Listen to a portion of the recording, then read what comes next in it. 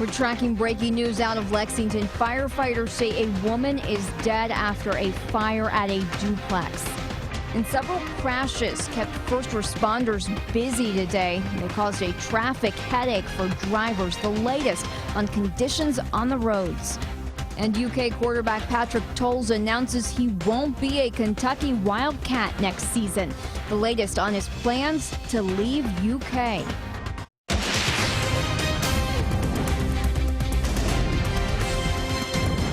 WKYT News starts now with breaking news. We are tracking breaking news tonight on a deadly fire in Lexington. You're watching WKYT. I'm Kristen Kennedy. The fire started around 8 at a duplex on Clays Mill Road. Firefighters say they were able to knock the flames down quickly, but when they got inside, they found the body of a woman. They treated a man who stays at the home for smoke inhalation. Firefighters are not sure yet what caused the fire, and they don't think the duplex had any working smoke detectors. I'm under the impression that there weren't any working smoke detectors, and I've talked to the gentleman that lived here and the fire investigator and then the first arriving crews, and nobody said that they had heard smoke detectors on the inside. So we can't stress enough the importance of having working smoke detectors at all times. You know, changing your batteries when we move the clocks forward and backward, and you know, those smoke detectors really do make a difference in situations like this. Around the same time as the duplex fire, Lexington crews dealt with another fire on Castle Rock Way. They didn't report any injuries in that one. Now to our top story tonight. Several crashes and lots of rain meant plenty of problems for drivers on Interstate 75 today. First responders went out to numerous crashes on the interstate, including a deadly one. WKYT's Garrett Weimer is in Rockcastle County, taking a look at road conditions on the interstate. He has our top story at 11. Traffic is moving here now, but it's a section of interstate that saw a lot of problems as drivers headed home after Thanksgiving. A number of crashes kept crews busy and drivers slowed or stopped. All in all, it was quite a mess on the roadways. Just going with the flow of the traffic, it's taken us a little longer than normal. A crash on I-75 in Whitley County killed a man and injured several others. In Rockcastle County, crews responded to several crashes. Thankfully, not as serious, all around the 63-64 mile marker. You know, you just have to take your time to drive through and be aware that you're dealing with a lot of other people and their families and their kids and everything. So take your time, be safe, and just get through. And the goal of the day is just to get home. The backups come as no surprise on a busy travel day like this one, but some drivers say traffic this time was even worse than they expected. Well, this is the worst it's been, and we've been going for several years, so this is the worst we've had. As it got dark, the fog started to roll in. It also started to rain again. Just a couple of other obstacles for drivers heading home after Thanksgiving. In Rockcastle County, Garrett Weimer, WKYT. The Whitley County Sheriff's Office says the man killed in the crash was 30-year-old Vantorium Favors from Georgia. New tonight, state police are investigating a crash that injured several people in Powell County. Troopers say around 3:45 this afternoon on the Mountain Parkway near mile marker 36, Ernest Robinson lost control of his car, crossed the median, and rolled several times. 4 people went to Clark Regional Medical Center. Crews later transferred a 13-year-old girl to UK hospital. In Laurel County, a man is recovering after a rollover crash on Kentucky 490. Deputies say 52-year-old Mitchell Isaac was heading southbound when his truck started to slide on the slick roads. We're told the truck hit a ditch and flipped. Isaacs went to St. Joseph Hospital, London. Kentucky quarterback Patrick Towles will be playing at a different school next season. Towles made the announcement this afternoon on his Instagram account. Lee K. Howard joins us now with details on that decision. Yeah, Kristen, Patrick Towles grew up a Kentucky fan, dreaming of one day playing for the Wildcats. But following a tough season where Towles lost his starting job, the junior quarterback announced that he will transfer for his final year of eligibility. Towles thanked his coaches, teammates, and fans on that Instagram post earlier this afternoon. Mark Stoops then released a statement thanking Patrick for everything that he's done for the team. Stoops said that he understands the decision and supports Patrick. Towles started the first 10 games this season with 2,148 yards and 9 touchdowns. He will complete his degree in political science in December. Now, Towles has not announced where he will transfer to. He will have one more year of eligibility, and he will be able to play immediately because he is graduating. We'll have much more on that coming up in sports.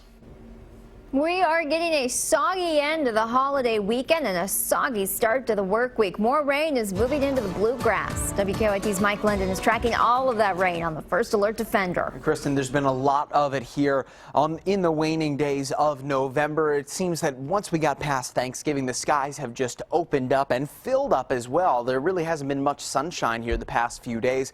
And coming from those clouds, plenty of heavy rainfall, especially over southern Kentucky. Those are the yellows and the orange colors that right now you're seeing crossing I-75, pretty much moving right through Pulaski and Whitley counties, through London and along the Hal Rogers Parkway toward Perry County. We are still seeing some showers and lighter rainfall to the north. That includes even Lexington and Madison County, but the bulk of the rainfall has been over southern Kentucky.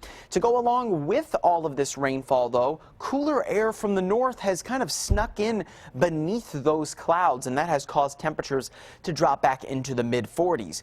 If we didn't have the thick clouds over us, though, we could be looking at temperatures in and around the mid to low 30s range. So there certainly is a positive to having the cloud cover into the evening hours. But it looks like as we head into the final day of November that we aren't really going to be able to shake this rainfall. But we will soon. I'll show you when, coming up. We have new information tonight on the man who escaped from an eastern Kentucky jail. Arias Silcox ran away early this morning. The Pike County jailer says Silcox needed medical attention last night because of a self-inflicted head injury. An officer escorted him to the hospital. The jailer says when that officer was walking Silcox out of the Pikeville Medical Center toward a van that would take him back to jail, a car pulled up and Silcox jumped in. I reached into the vehicle, grabbed his shirt, and tried to pull him out, and he yelled the words, "Go, go, go," and then she, of course, hit the gas, accelerated out. They drugged me about 7 to 15 feet. Police found Silcox at his sister's home in the Marrowbone community around 5 today. He's now charged with escape and assault of an officer. Deputies in Clark County are warning joggers to be very careful right now. The warnings come after what they're calling a sexual attack on a runner. The sheriff's office says a man attacked a woman who was jogging on the Veterans Memorial Bypass yesterday morning. She described him as a man with short dreadlocks, and they haven't made any arrests. Lexington police are trying to track down a man who broke into a laundromat. Officers say around 2 this morning, the man broke into the Commonwealth Coin Laundry on Russell Cave Road by throwing something through the front window. They're not sure if he actually took anything. Police have looked at security footage, and they say it's not clear if the man is holding a tool or if he's holding something that he stole. A Lexington restaurant is raising money tonight for the families of 2 fallen first responders. The fundraiser runs until midnight at the Horseshoes Kentucky Grill, features several music acts and a silent auction. Money raised goes to the family of Richmond police officer Daniel Ellis and Jessamine County paramedic John Mackey. Well, I got a phone call from a police officer right after the tragedy in Richmond with Officer Ellis, and they asked me if we would put something together for the families to help raise money, and I said absolutely. So we decided to go with both families, especially the Mackey family, because we've heard that they're not getting any benefits. Organizers will also give some proceeds to the Kentucky Law Enforcement Memorial Foundation. The Powell County Judge Executive has found a way to honor a county employee killed in a crash. State police say 24-year-old Tim Addison hit a tractor trailer on Campton Road Friday. His visitation was tonight at Hearn Funeral Home in Stanton. His funeral is tomorrow at noon. County leaders are closing the courthouse Monday so those close to Addison can attend his funeral. Tomorrow, a Lexington teen murdered 1 week ago will be laid to rest. 18-year-old Jamal Gossett died last Sunday night on Kent Drive. Neighbors found him in the driver's seat of his SUV after hearing gunshots. So far, police haven't made any arrests. Gossett's visitation is tomorrow at Main Street Baptist in Lexington. His funeral follows at 1. Kentucky County Clerk is in the running for Times Person of the Year. Brown County Clerk Kim Davis gained national attention this summer for refusing to issue marriage licenses to same-sex couples. She was jailed for 5 days for defying a federal court order. Davis has since returned to work. She's one of 59 people in the running. The others include American Pharoah and Jennifer Lawrence. Voting for Time's Person of the Year ends December 4th. Police have now identified all 3 victims killed in a shooting at a Planned Parenthood facility in Colorado. David Begnog has the latest on those victims and the accused shooter from Colorado Springs. Investigators were still processing the crime scene Sunday following the deadly shooting rampage in Colorado Springs. Police say Robert Deere killed 3 people and wounded 9 others inside a Planned Parenthood facility. Sources tell CBS News the suspect had several guns and ammunition in addition to a long rifle. They also believe he planned on detonating propane tanks outside his car, but surrendered instead. I was surprised that given he had to know how much damage he'd done, but he made a decision to give himself up.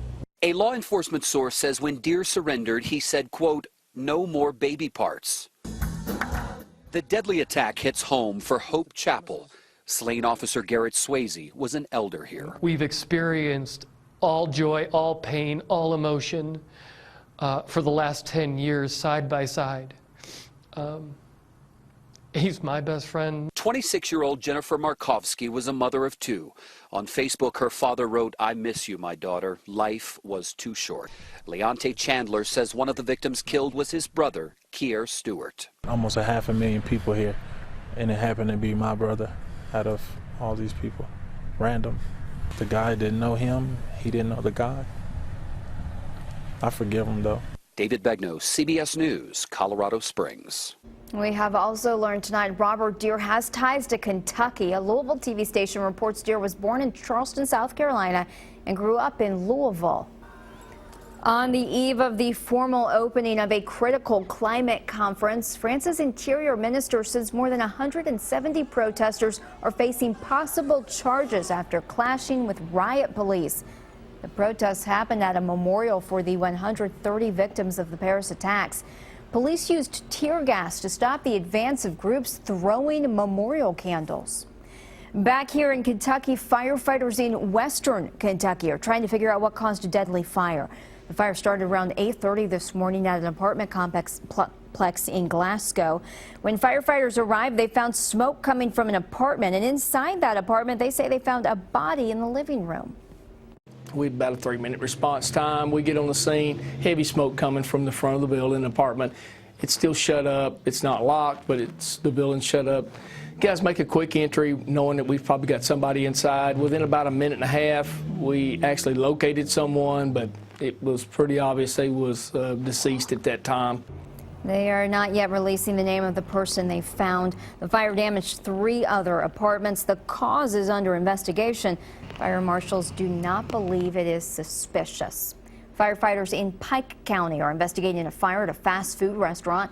The fire started around 6 at a Taco Bell in Coal Run. No injuries have been reported. Firefighters say the Taco Bell is destroyed. Firefighters are trying to figure out just how that fire started.